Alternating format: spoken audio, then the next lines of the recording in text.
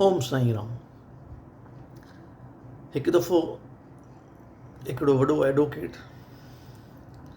खे हुनखे law college में घुराइनि था, चवनि था तूं असांखे लेक्चर ॾे। त हिकिड़ो लॉ स्टूडेंट सुवाल थो पुछेसि, असांखे हिन लॉयर जी ज़रूरत कहिड़ी आहे? सच त वेठो नच। त हीउ हाणे वकील चए थो हुनखे थोरो सम्झाइणो पवंदो। चएसि थो अच्छा मां तोखे सुवाल थो पुछां, मूं वटि ॿ माण्हू अचनि था, हिकु सनानु करे आयो आहे, हिकु सनानु न करे आयो। मां ॿिन्ही खे चवां थो सनानु करे अचो। केरु सनानु करे ईंदो? त हू चएसि थो जेको सनानु न करे आयो आहे उहो करे ईंदो। चएसि थो न,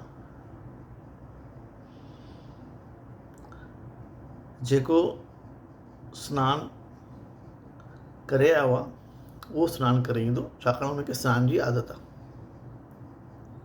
वरी ॿिए खां सुवाल थो पुछे, तोखां मां साॻियो सुवाल थो पुछां, मूं वटि ॿ माण्हू अचनि था, हिकिड़ो सनानु करे आयो आहे, हिकिड़ो न करे आयो आहे, केरु सनानु करे ईंदो? हू चएसि थो जेको सनानु करे आयो आहे उहो ईंदो। हाणे तव्हां जवाबु ॾिनो, चई न उहो त सनानु करे आयो आहे न, जेको सनानु न करे उहो सनानु करे ईंदो। चएसि थो ठीकु आहे। वरी टे खां सुवाल थो पुछे, तूं ॿुधाए केरु सनानु करे ईंदो? चएसि थो, टियों चएसि थो ॿई सनानु करे ईंदा। त हाणे जवाबु ॾिनो, चई न ॿई सनानु करे न ईंदा, जेको करे आयो आहे उहो वरी छो सनानु करे, ऐं जेको न करे आयो आहे हुनखे सनान जी आदत कोन्हे, उहो न कंदो।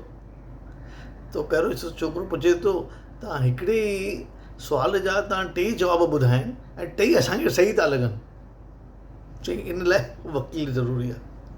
सच छा आहे उहो ज़रूरी न आहे, तव्हां सच खे कीअं प्रेज़ेंट था करे सघो जेको जज खे क़बूल पए ऐं उन हिसाब सां तव्हां पंहिंजी फ़ी चार्ज करे सघो था। त वकील जी तमामु घणी ज़रूरत आहे। चओ ओम साईं राम।